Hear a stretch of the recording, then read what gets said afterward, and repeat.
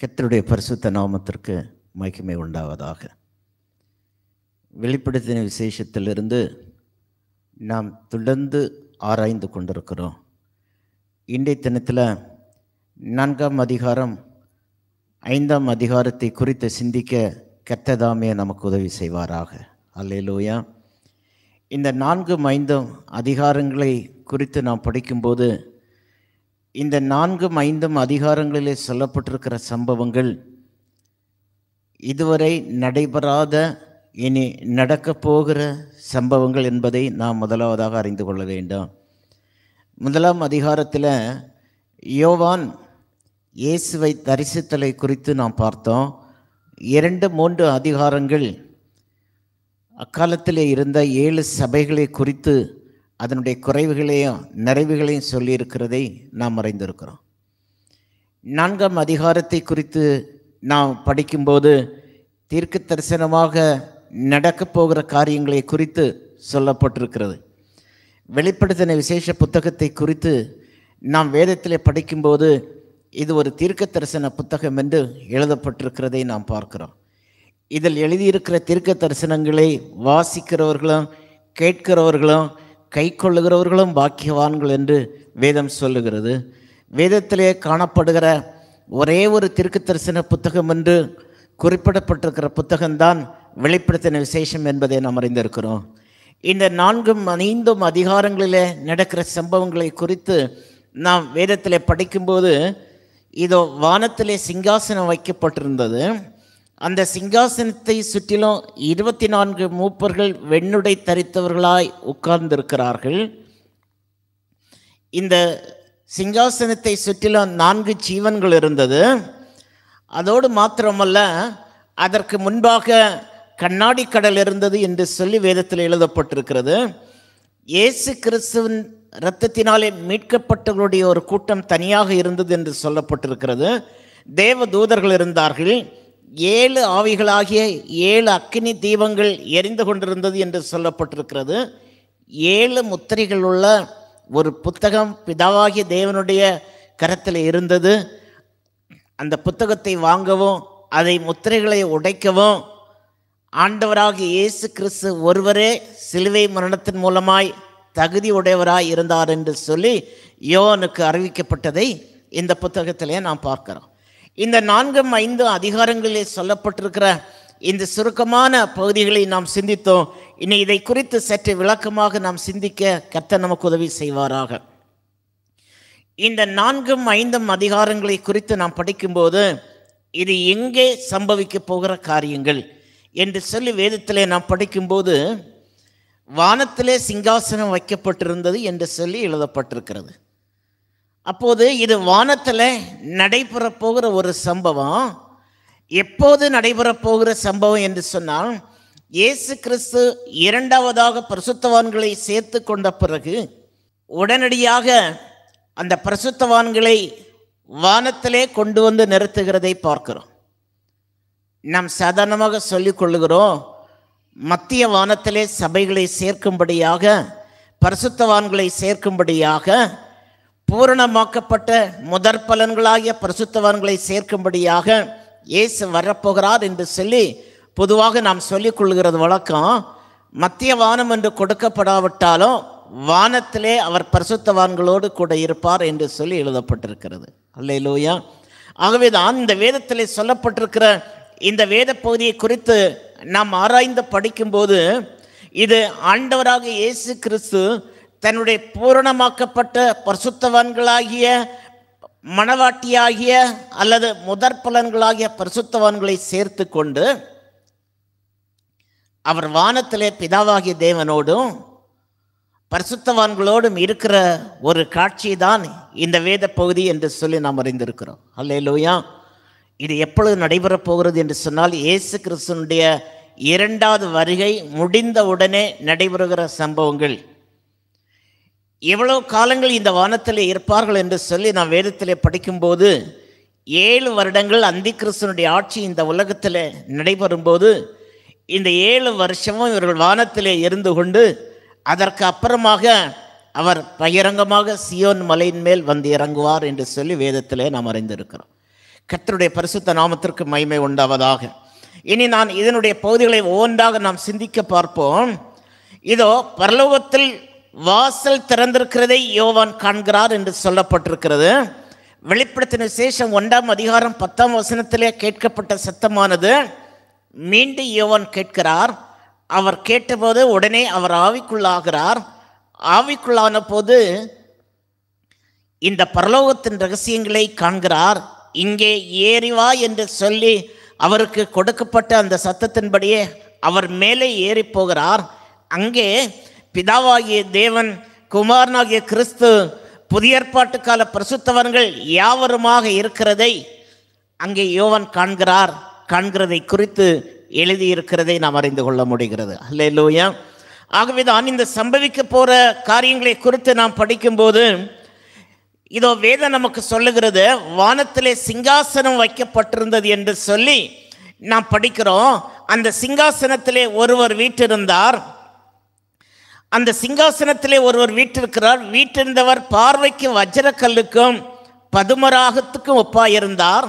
அந்த சிங்காசனத்தை சுற்றிலும் ஒரு வானவில் இருந்தது. அது பார்வைக்கு மரகதம் போல் இருந்தது என்று சொல்லி வேதத்திலே எழுதியிருக்கிறதை நாம் அறிந்து கொள்ள முடிகிறது. கர்த்தருடைய நாமம் மகிமைப்படுவதாக. இந்த சிங்காசனத்தில் பிதாவாகிய தேவன் வீற்றிருக்கிறார். அவர் எப்படி இருக்கிறார் என்று சொன்னால் வஜ்ரக்கல்லுக்கும் பதுமராகத்துக்கும் ஒப்பாயிருந்தார் என்று சொல்லப்பட்டிருக்கிறது. அதோடு மாத்திரமல்ல, அவரை சுற்றிலும் ஒரு வெளிச்சம் இருக்கிறது. அதுதான் நம்ம யாக்கோபு அப்போஸ்தலனுடைய புத்தகம் 1ஆம் அதிகாரம் 17ஆம் வசனத்திலே சொல்லியிருக்கிறபடி சோதிகளின் பிதா, ஃபாதர் ஆஃப் லைட் என்று நாம் அறிந்திருக்கிறோம். ஆகவே 1 யோவான் 15 யோவான் எழுதின சுவிசேஷம் 15ஆம் அதிகாரத்திலே கூட நாம் படிக்கும்போது அவைகளை நாம் அறிந்து கொள்ள முடிகிறது. ஆசரிப்பு கூடாரத்திலே மகா பரிசுத்த ஸ்தலம் என்று ஒரு இடம் இருந்தது. அங்கே உடன்படிக்கை பெட்டி இருந்தது.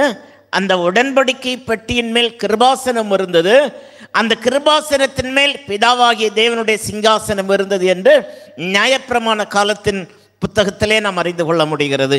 ஆனால் இன்று நமக்கு வேதத்திலே சொல்லும்போது இந்த பிதாவாகிய தேவன் சிங்காசனத்தின் மேல் வீற்றிருக்கிறார்.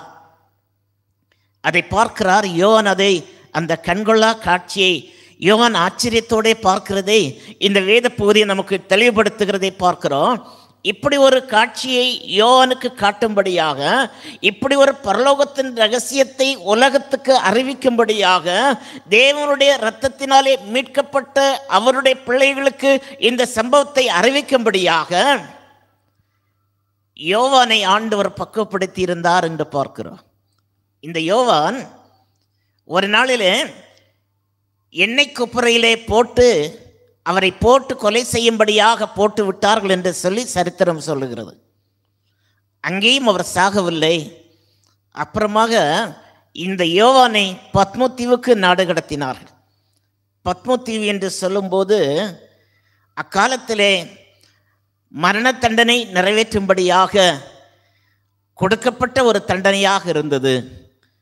ஆனால் இந்த யோவான் தன்னந்தனியாக அந்த பத்மோத்தீவில் இருக்கும்போது ஆண்டவரை நோக்கி செபிக்கிறார். ஆண்டவரே, தன்னந்தனிமையாக இப்பொழுது நான் இங்கே இருக்கிறேன் என்று சொல்லி ஆண்டவரை நோக்கி செபிக்கும்போது அப்பொழுதுதான் ஆண்டவர் சொன்னார், ஒன்னே இங்கே கொண்டு வருவதற்கு ஒரு நோக்கம் இருந்தது. இப்பொழுது இந்த உலகத்துக்கு சம்பவிக்க போகிறவர்களை குறித்து நான் உனக்கு தெரியப்படுத்துவேன் என்று சொன்னார். பரலோகத்தின் ரகசியங்களை அறிவிக்கும்படியாக யோவானை ஒரு தனிமைப்படுத்தப்பட்ட அந்த பத்மோத்தீவிலே ஆண்டவர் கொண்டு வந்து அவரை பக்குவப்படுத்தி பண்படுத்தி பரலோகத்தின் காரியங்களை காண்பிக்கிறதை நாம் அறிந்து கொள்ள முடிகிறது. ஆகவே தான் இந்த வானமண்டலத்திலே பிதாவாகி தேவன் வீற்றிருக்கிறார். அவரை சுற்றிலும் ஒரு வானவில் இருந்தது என்று சொல்லி வேதத்தில் எழுதப்பட்டிருக்கிறது. வானவில் என்று சொன்னால் நமக்கு தெரியும், நோவாவிடத்திலே ஆண்டவர் உடன்படிக்கை பண்ணினார். இனி இந்த முழு உலகத்தையும் தண்ணீனாலே அழிக்க மாட்டேன் என்கிறதான உடன்படிக்கையின் அடையாளமாக இருக்கிறது என்பதை நாம் அறிந்திருக்கிறோம். ஆனால் இந்த வானவில் என்று சொல்லுகிறது நோவாவுடைய காலத்தில் கொடுக்கப்பட்ட வானவில்லை போன்றது அல்ல. வெளிப்படுத்தல் 4ஆம் அதிகாரம் 3ஆம் வசனத்திலே சொல்லப்பட்டிருக்கிற இந்த வானவில்லை குறித்து நாம் வேதத்திலே படிக்கும்போது வானவில் என்று மொழிபெயர்க்கப்பட்ட கிரேக்க வார்த்தை ஐரிஸ் என்கிறதான ஒரு வார்த்தை. இந்த ஐரிஸ் என்கிறதான ஒரு கிரேக்க வார்த்தை முழு வெளிச்சமான ஒரு வட்டத்தை குறிப்பிடுகிறதாய் காணப்படுகிறது. இது சாதாரண வானவில்லை விட வித்தியாசமாக இருக்கிறது. என்ன வட்டத்தை காண்கிறது? இது பார்வதிக்கு மரகதம் போல் இருந்தது, எம்ரால்டு அப்படின்னு சொன்னால் இது பச்சை கலராக இருந்தது, பச்சை நிறத்தில் இருந்தது. அதை சுற்றிலும் இருக்கிற வெளிச்சம். சாதாரண உலக பிரகாரமாக இயேசு கிறிஸ்துவனுடைய ஃபோட்டோவை வைக்கிறவங்க வரைஞ்சவங்க அவருடைய தலையை சுற்றிலும் ஒரு வெளிச்சம் இருக்கிறதாக காட்டுகிறது போல இந்த பிதாவாகிய தேவனை சுற்றிலும் இதோ ஒரு மரகதம் போன்ற ஒரு வெளிச்சம் இருந்தது என்று சொல்லி வேதத்திலே நாம் பார்க்கிறோம். ஆகவேதான் இந்த வெளிச்சத்தை குறித்து நாம் வேதத்திலே படிக்கும்போது அது அவருடைய வெளிச்சம், இந்த உலகத்துக்கு அவர் வெளிச்சமாய் இருக்கிறார் என்பதை குறித்து நாம் அறிந்து கொள்ள முடிகிறது. 5ஆம் வசனத்திலே நாம் படிக்கும்போது அந்த சிங்காசனத்திலிருந்து மின்னல்களும் இடி முழக்கங்களும் சத்தங்களும் புறப்பட்டன. தேவனுடைய 7 ஆவிகளாகிய 7 அக்கினி தீபங்கள் சிங்காசனத்திற்கு முன்பாக எரிந்து கொண்டிருந்தன என்றும் எழுதப்பட்டிருக்கிறது. கர்த்தருடைய நாமம் மகிமைப்படுவதாக. பிதாவாகிய தேவன் சாதாரணமாக நாம் வேதத்தில் படிக்கும்போது சீனாய் மலையில் இறங்கின போது மின்னல்களும் இடிமுழக்கங்களும் உண்டாயிருந்தது என்று சொல்லி நாம் யாத்திராகமத்தில் படிக்கிறது போல ஆண்டவராகிய இயேசு கிறிஸ்து இந்த உலகத்தில் வரும்போது ஒலிவ மலையின் மேல் அவருடைய பாதங்கள் நிற்கும், ஒலிவ மலையானது 2ஆக பிளந்து போகும் என்று சொல்லி சகரியா 14ஆம் அதிகாரம் 4ஆம் வசனத்தில் எழுதியிருக்கிறதை பார்க்கிறோம்.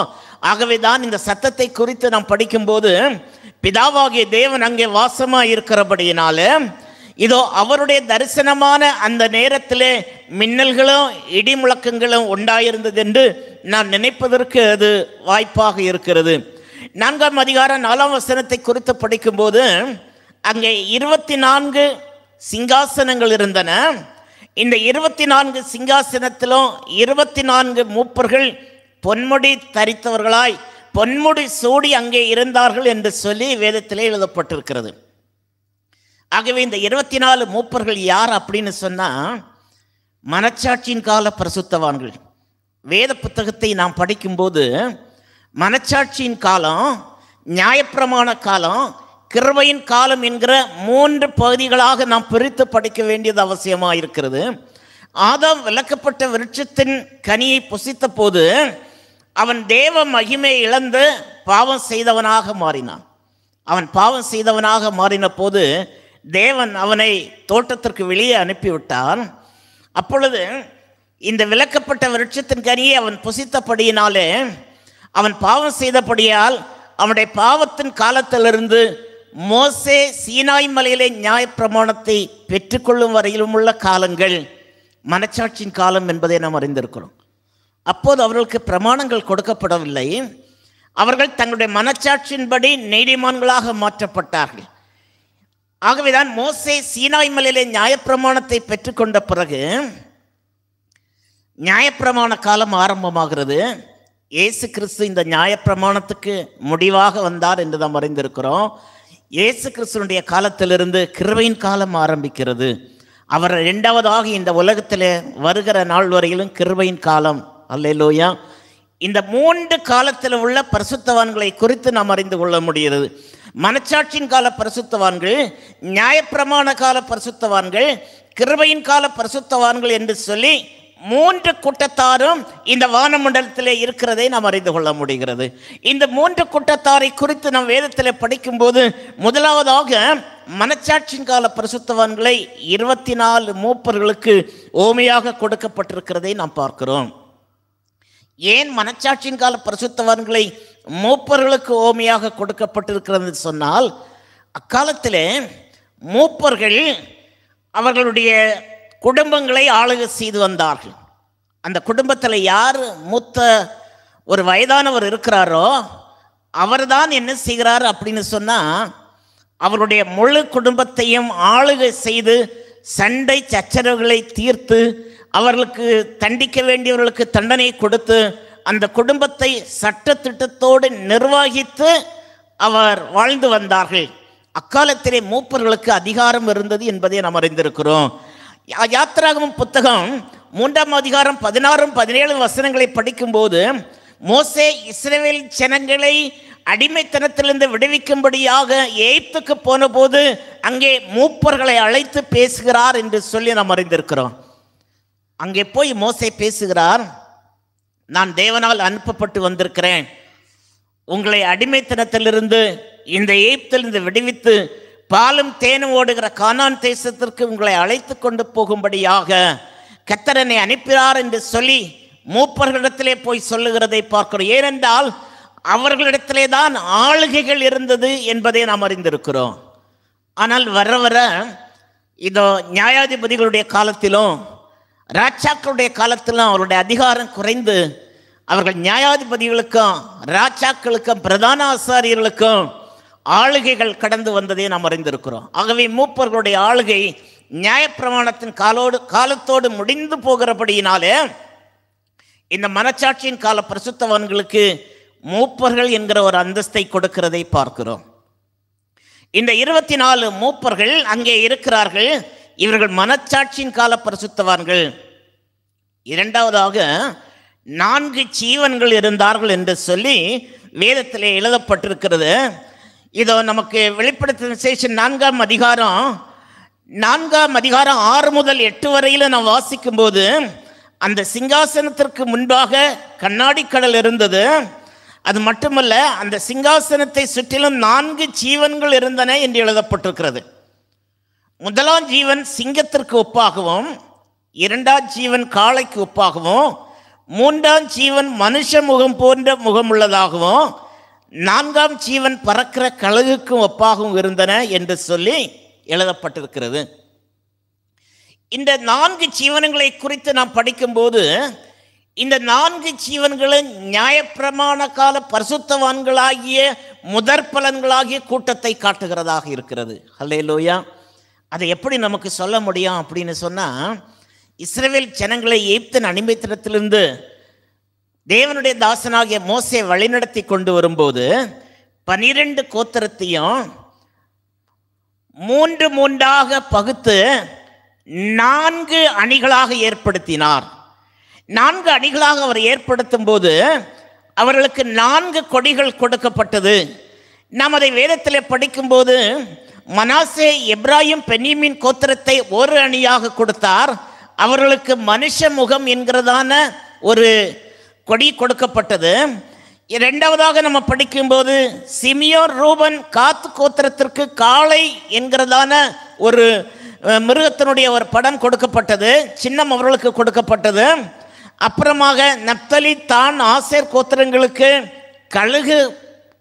கழுகன் முகம் கொடுக்கப்பட்டது. அப்புறமாக செபிலோன் யூதா இசாக்கர் கோத்திரங்களுக்கு சிங்க முகம் கொடுக்கப்பட்டது என்பதை பார்க்கிறோம். இந்த 12 கோத்திரக்காரர்களையும் 4 கொடிகளுக்கு கீழாக ஏற்படுத்தி அவர்கள் வரிசை கிரமமாக அணி அணியாக புறப்பட்டு வந்தார்கள் என்று வேதத்தில் எழுதப்பட்டிருக்கிறது. ஆகவேதான் அங்கே கொடுக்கப்பட்ட அந்த 4 ஜீவன்களுடைய, இங்கே சொல்லப்பட்டிருக்கிற 4 ஜீவன்களுடைய முகரூபமும் நியாயப்பிரமாணத்திலே கொடுக்கப்பட்ட 4 ஜீவன்களுடைய முகரூபமும் ஒன்றாய் இருக்கிறதை நாம் அறிந்திருக்கிறோம். எசேக்கியேல் தீர்க்கதரிசியின் புத்தகம் 1ஆம் அதிகாரத்திலும் இதை குறித்து எழுதியிருக்கிறதை நாம் அறிந்து கொள்ள முடிகிறது. ஆகவே தான் சந்தேகத்திற்கு இடமின்றி இந்த 4 ஜீவன்களும் நியாயப்பிரமாண கால முதற் பலன்களாகிய பரிசுத்தவான்களை காட்டுகிறது. அப்படின்னா அவங்க 4 பேர் அல்ல, இவர்கள் பரிசுத்தவான்களாகிய முதற் பலன்களாகிய பரிசுத்தவான்களுடைய கூட்டத்தை 4 ஜீவன்களுக்கு ஒப்பிடப்பட்டு காட்டியிருக்கிறதை நாம் அறிந்திருக்கிறோம். இந்த 4 ஜீவன்கள் இருந்தது. அதோடு மாத்திரமல்ல, இந்த 4 ஜீவன்களை சுற்றிலும் பாருங்க, இதோ இந்த 4 ஜீவன்கள் என்பது நியாயப்பிரமாண பரிசுத்தவான்கள். 5ஆவதாக நம்ம படிக்கும்போது ஒரு கூட்டத்தை கூட அங்கே யோவான் பார்க்கிறார். 5ஆம் அதிகாரம் 8, 9, 10 வசனங்களை நாம் வாசிக்கும்போது அங்கேயும் நமக்கு கொடுக்கப்பட்டிருக்கிறது. அங்கேயும் கொடுக்கப்பட்டிருக்கிற பகுதியை படிக்கும்போது இயேசு கிறிஸ்துனுடைய இரத்தத்தினால் மீட்கப்பட்டவருடைய கூட்டமாக இருக்கிறது. இந்த வேதத்தை நம்ம படிக்கும்போது தேவரீர் புத்தகத்தை வாங்கவும் அதன் முத்திரைகளை உடைக்கவும் பாத்திரராக இருக்கிறீர், ஏனெனில் நீர் அடிக்கப்பட்டு சகல கோத்திரங்களிலும் பாஷைக்காரர்களும் ஜனங்களிலும் ஜாதிகளிலுமிருந்து எங்களை தேவனுக்கென்று மீட்டு தேவனுக்கென்று உம்முடைய இரத்தத்தினாலே மீட்டுக்கொண்டு எங்கள் தேவனுக்கு முன்பாக எங்களை ராஜாக்களும் ஆசாரியரும் ஆக்கினேன், நாங்கள் பூமியிலே அரசாளோம் என்று புதிய பாட்டை பாடினார்கள். இங்கே ஒரு கூட்டத்தை பார்க்கிறோம். இவங்க யாரு அப்படின்னு சொன்னா, இயேசு கிறிஸ்துவின் இரத்தத்தினாலே மீட்கப்பட்டவர்களுடைய கூட்டம். நமக்கு தெரியும், மனச்சாட்சியின் கால பரிசுத்தவான்கள், பறவைகள், மிருகங்கள் இவர்களுடைய இரத்தத்தினாலே அவர்களுக்கு ரட்சிப்பாக மீட்பு கிடைத்திருக்கிறது. நியாயப்பிரமாண கால பரிசுத்தவான்களும் பலியினாலே பறவை, மிருகங்கள் போன்ற இவர்களுடைய இரத்தத்தினாலே அவர்களும் மீட்கப்பட்டிருக்கிறார்கள். ஆனால் புதிய ஏற்பாட்டு கால பரிசுத்தவான்கள் இயேசு கிறிஸ்துவினுடைய இரத்தத்தினாலே மீட்கப்பட்டிருக்கிறார்கள். ஆகவே அவர்களை குறித்து சொல்லப்பட்டிருக்கிறது. நாங்கள் யார் அப்படின்னு சொன்னால், அவர்கள் சொல்லுகிறார்கள், இதோ இவர்களை குறித்து சகல ஜனங்களிலும் சகல கோத்திரங்களிலும் சகல பாஷைக்காரர்களும் இருந்து இயேசு கிறிஸ்து இந்த உலகத்துக்கு வந்தார். ஒரு தனி மனிதனுக்காக, ஒரு தனி கூட்டத்திற்காக அல்ல, பாவிகளை ரட்சிக்க இயேசு கிறிஸ்து இந்த உலகத்தில் வந்தார், உலகத்தில் உள்ள எல்லா மக்களுக்காக வந்தார் என்பதை அறிந்திருக்கிறோம். ஆகவேதான் அவர் சொல்லுகிறார், இதோ அடிக்கப்பட்டு சகல கோத்திரங்களிலும் பாஷைக்காரர்களும் ஜனங்களிலும் ஜாதிகளிலிருந்து எங்களை தேவனுக்கென்று உம்முடைய இரத்தத்தினாலே மீட்டுக்கொண்டு, இவர்கள் இயேசு கிறிஸ்துவினுடைய இரத்தத்தினாலே மீட்கப்பட்டவர்களாகிய கூட்டமாகிய ஒரு பரிசுத்தவான்களுடைய கூட்டத்தை பார்க்கிறோம். இவர்கள் முதற் பலன்களாக இருக்கிறார்கள். இவர்களை குறித்து சொல்லப்படுவது, ராஜாக்களும் ஆசாரிகளும் ஆக்கினீர், நாங்கள் பூமியிலே அரசாளுவோம் என்ற புதிய பாட்டை பாடினார்கள். உண்மையாக இவர்கள் யார் அப்படின்னு சொன்னால், 1000 வருட அரசாட்சியில் ஆண்டவரோடு கூட ஆளுகை செய்வதற்கு அரசாட்சியில் இவர்களுக்கு பங்கு இருக்கிறது என்பதை நாம் அறிந்திருக்கிறோம். ஆம், மனச்சாட்சியின் கால பரிசுத்தவான்களை விட, நியாயப்பிரமாண கால பரிசுத்தவான்களை விட நாம் விசேஷித்தவர்களாக இருக்கிறோம். எப்படி தெரியுமா? நாம் ஆண்டவருடைய சரீரம் என்கிறதான ஒரு விசேஷித்த அனுபவத்தை ஆண்டவர் கொடுக்கிறார். நியாயப்பிரமாண கால பரிசுத்தவான்களுடைய அனுபவம் என்ன என்பதை குறித்து படிக்கும்போது, நியாயப்பிரமாண கால மக்கள் எப்படி இருந்தார்கள், எப்படி வாழ்ந்தார்கள் என்று சொன்னால், அவர்களோ அல்லது அவர்களுடைய தந்தைமார்களோ அவர்களை சார்ந்தவர்களோ இதோ ஆலயத்திற்குள்ளே போய் அல்லது ஆசரிப்பு கூடாரத்திற்குள்ளே போய் அவர்களுக்காக பலியை செலுத்தி கொண்டு வந்தால் அவர்களுக்கு பாவ மன்னிப்பு உண்டாகிறது. யோபின் புத்தகத்தில் படிக்கும்போது, யோபு தனக்காகவும் தன்னுடைய பிள்ளைகளுக்காகவும் போய் பலி செலுத்தி வந்தான் என்று பார்க்கிறோம். ஆனால் புதிய ஏற்பாட்டு காலம் அப்படி அல்ல. நாம் ஒவ்வொருவரும் தனித்தனியாய் ஆண்டவரிடத்தில் நம்முடைய பாவங்களை அறிக்கை செய்தால் மட்டுமே நமக்கு மீட்பு உண்டாகிறது. அல்லேலூயா. அதோடு மாத்திரமல்ல, பழைய ஏற்பாட்டு காலத்தில் அவர்கள் பிரமாணத்தை கை கொள்ள வேண்டும் அப்படின்னு தான் அவர்களுக்கு கட்டளையாக கொடுக்கப்பட்டிருக்கிறது. அந்த பிரமாணத்தை கை கொள்ள வேண்டும் என்பது கண்டுபிடிக்கப்பட்டால் மட்டுமே அவர்களுக்கு தண்டனை. இல்லைன்னா ஒரு மிருகத்தையோ அல்லது ஒரு பறவையோ கொண்டு போய் பலி செலுத்தினால் அது முடிந்து விடுகிறது. ஆனால் இங்கு அப்படி இல்லை. நாம் இயேசு கிறிஸ்துவினுடைய இரத்தத்தினாலே மீட்கப்பட்டவருடைய கூட்டம். நம்முடைய பாவங்களை நாம் ஆண்டவரிடத்தில் அறிக்கையிட்டு, ஆண்டவரே சிலுவையிலே சிந்தின இரத்தத்தினாலே எங்களுக்கு மீட்பு உண்டு என்று நாங்கள் அறிந்திருக்கிறோமே, அந்த இரத்தத்தினாலே எங்களை மீட்டு கொண்டீர், நாங்கள் இப்பொழுது பூமியிலே அரசாளுவோம் என்கிற பாட்டை அவர்கள் பாடினார்கள் என்று எழுதப்பட்டிருக்கிறது. ஆகவே இவர்களை குறித்து வேதத்திலே நமக்கு இன்னும் சொல்லப்பட்டிருக்கிறது. வெளிப்படுத்தின விசேஷம் 14ஆம் அதிகாரம் 1 முதல் 5 வசனங்களை வாசிக்கும் போது, இவர்கள் தேவனுடைய சிங்காசனத்திற்கு முன்பாக மாசில்லாதவர்களாய் இருக்கிறார்கள், குற்றமற்றவர்களாய் இருக்கிறார்கள், பரிசுத்தவான்களாய் இருக்கிறார்கள், இவர்கள் தேவனால் தெரிந்து கொள்ளப்பட்டவர்களாய் இருக்கிறார்கள் என்று எழுதப்பட்டிருக்கிறது. 6வதாக இன்னும் நமக்கு படிக்கும்போது, தேவ தூதர்கள் இருந்தாங்க. இவர்கள் ஆண்டவருடைய பரிசுத்தவான்களுக்கு பணிவிடை செய்யும்படியாக சிருஷ்டிக்கப்பட்டவர்கள் தேவதூதர்கள் என்பதை நாம் அறிந்திருக்கிறோம். 7வதாக இந்த 4-5 அதிகாரத்திலிருந்து 7வது தலைப்பாக நம்மை படிக்கும்போது, ஆட்டுக்குட்டியானவரை குறித்து அங்கு எழுதப்பட்டிருக்கிறது. அல்லாமலும் மூப்பர்கள் ஒருவன் என்னை நோக்கி, நீ அழ வேண்டாம், யூதா கோத்திரத்து சிங்கமும் தாவீதும் வேறுமானவர் புத்தகத்தை திறக்கவும் அதன் 7 முத்திரைகளை உடைக்கவும் ஜெயங்கொண்டிருந்தார் என்று சொல்லி எழுதப்பட்டிருக்கிறது. இப்ப நமக்கு தெரியும், பிதாவாகிய தேவனுக்கு முன்பாக பிதாவாகிய தேவனுடைய வலது கரத்திலே ஒரு புத்தகம் இருக்கிறது. அந்த புத்தகத்தை குறித்து வேதம் நமக்கு சொல்லுகிறது. அது எப்படிப்பட்ட புத்தகம் அப்படின்னு சொன்னா, தோல் சுருளினாலே எழுதப்பட்ட புத்தகம் அப்படின்னு சொல்லிக்கிட்டு அநேகர் சொல்லுகிறார்கள். ஆகவேதான் நாம் வேதத்தில் படிக்கும்போது நாம் ஆண்டவருடைய வேதம் நமக்கு சொல்லுகிறபடியே இந்த முத்திரை என்ன அப்படின்னு சொல்லி என்ன என்று நாம் படிக்கும்போது இது நமக்கு 4, 5 அதிகாரங்களில் சொல்லப்பட்ட பரிசுத்தவான்கள் வானமண்டலங்களிலே இருக்கும்போது நடக்கிற இந்த சம்பவம் என்பதை நாம் அறிந்திருக்கிறோம். கர்த்தருடைய பரிசுத்த நாமத்திற்கு மகிமை உண்டாவதா. எசேக்கியேல் தீர்க்கதரிசியின் புத்தகம் 2ஆம் அதிகாரம் 9, 10 வசனத்தை நாம் வாசிக்கும் போது இந்த புத்தகத்தில் புலம்பலும் தவிப்பும் ஐயோ என்றும் எழுதியிருக்கிறது என்று எழுதப்பட்டிருக்கிறது. அப்போ இந்த தோல் சுருளினாலே செய்யப்பட்ட இந்த புத்தகத்தை ஒரு சீல் போட்டு வச்சிருக்கிறாங்க. சீலுன்னு சொன்னால் நமக்கு தெரியும், சாதாரணமாக இந்த காலத்தில் நம்ம சீலுன்னு சொல்லிட்டு ரப்பர் ஸ்டாம்பை நம்ம பயன்படுத்துகிறோம்.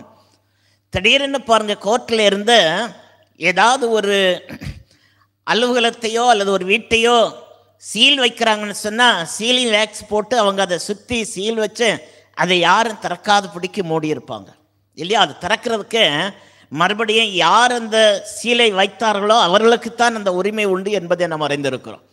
அப்படியே இக்காலத்தில் இருக்கிறபடியே அந்த பிதாவாகிய தேவனுடைய வலதுகரத்தில் இருந்து அந்த புத்தகத்தை வாங்கவும் அதனுடைய முத்திரைகளை உடைக்கவும் ஆண்டவராகிய இயேசு கிறிஸ்து ஒருவரே தகுதி உடையவராக இருந்தார்.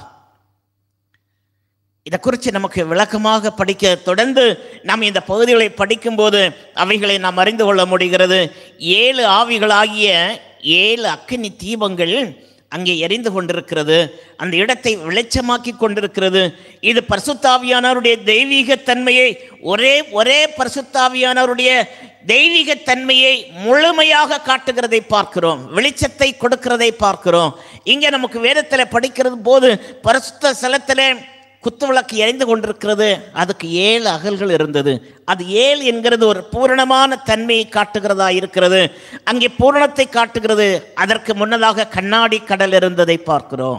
ஹல்லேலூயா. இந்த சிங்காசனத்திற்கு முன்பாக கண்ணாடி கடல் இருந்தது என்று சொல்லி வேதத்தில் எழுதப்பட்டிருக்கிறது. அந்த கண்ணாடி கடல் எப்படி இருந்தது என்று சொல்லி நம்ம வேதத்தில் நம்ம படிக்கும்போது அங்கே நமக்கு கொடுக்கப்பட்டிருக்கிறது. இந்த கண்ணாடி பழங்கி கொப்பான கண்ணாடி கடல். இந்த கண்ணாடி கடலை முன்னால் நிற்கும்போது அதுக்கு பக்கத்தில் போகும்போதே பூமியில் என்ன சம்பவிக்கிறது என்பதை குறித்து அங்கிருந்து அவர்கள் பார்க்கிறார்கள். இந்த 7 வருடங்கள் வானத்தில் புதிய ஏற்பாட்டு கால பரிசுத்தவான்களாகிய மணவாட்டியும் பழைய ஏற்பாட்டு கால மனச்சாட்சியின் கால நியாயப்பிரமாண கால பரிசுத்தவான்களும் வானமண்டலத்தில் இருக்கிறார்கள். பூரணமாக்கப்பட்ட பரிசுத்தவான்கள் அங்கே இருக்கும்போது பூமியில் அந்திகிறிஸ்துவின் காலத்தில் தேவனால் கொடுக்கப்படுகிற அழிவை இந்த கண்ணாடி கடலில் இருந்து அங்கு இருக்கிறவர்கள் அதை பார்த்து கொண்டிருக்கிறார்கள். நேரடியாக பார்க்கிறதை போல, டெலஸ்கோப்பின் மூலமாய் பார்க்கிறதை போல இந்த கண்ணாடி கடல் மூலமாய் அவர்கள் பார்த்து கொண்டே இருக்கிறார்கள். ஆகவேதான் வேதம் நமக்கு சொல்லுகிறது, இப்பொழுது நான் கண்ணாடியிலே பார்க்கிறதை போல நிழலாட்டமாக பார்க்கிறோம், இனி நாம் உண்மையாகவே பார்ப்போம் என்று அப்போஸ்தலனாகிய பவுல் 1 கொரிந்தியர் 13ஆம் அதிகாரம் 12ஆம் வசனத்திலேயும் 2 கொரிந்தியர் 3ஆம் அதிகாரம் 18ஆம் வசனத்திலேயும் வாசிக்கும் போது அறிந்து கொள்ள முடிகிறது. இந்த 7 முத்திரைகள் உள்ள புத்தகம், இது பிதாவாகிய தேவன் ஒருவரை தான் அந்த முத்திரையை உடைப்பதற்கு தகுதியுடையவராக இருந்தார், ஜெயம் பெற்றவராக இருந்தார். அவர் முத்திரையை உடைக்கும்போது, ஒவ்வொன்றாக உடைக்கும்போது அந்திகிறிஸ்துவினுடைய ஆட்சி காலத்திலே இந்த உலகமானது பெரிய அழிவை சந்திக்கிறது என்று சொல்லி தொடர்ந்து நாம் 6, 7, 8, 9, 10, 11 அதிகாரங்களை நாம் வாசிக்கும் போது அறிந்து கொள்ள முடிகிறது. 7 முத்திரைகள், 7 எக்காலங்கள், 7 கோபகலசங்கள், இவைகளினால் பூமிக்கு பயங்கரமான அழிவு உண்டாக போகிறது. அந்திகிறிஸ்துவினுடைய ஆட்சி காலங்களிலே இயேசு கிறிஸ்து சீக்கிரமாய் வரப்போகிறார் என்று வேதம் சொல்லுகிறது. அவரை நாம் சந்திக்க ஆயத்தம் உள்ளவர்களாக இருக்க வேண்டாம். ஆனால் நம் ஆயத்தம் இல்லாதவர்களாக இருந்தால் அந்திகிறிஸ்துவினுடைய ஆட்சி காலத்தில் தேவனுடைய பயங்கரமான கோபம் இந்த உலகத்தில் வரப்போகிறது என்று சொல்லி இந்த வேத பகுதியை நமக்கு அறிவுறுத்துகிறது. ஆகவேதான் இந்த 4, 5 அதிகாரங்களுடைய சுருக்கமான பகுதிகளை நாம் வாசித்தோம். வீட்டிலே போய் நீங்கள் 4, 5 அதிகாரங்களை மறுபடியுமாக நீங்கள் வாசியுங்கள். அப்பொழுது யோவானுக்கு ஆண்டவர் வெளிப்படுத்தின இந்த விசேஷமான காரியத்தை நீங்களும் முழுமையாக பெற்றுக்கொள்ள, முழுமையாக அறிந்து கொள்ள கர்த்தர் தாமே உங்களுக்கு உதவி செய்வாராக. ஆமென், ஆமென்.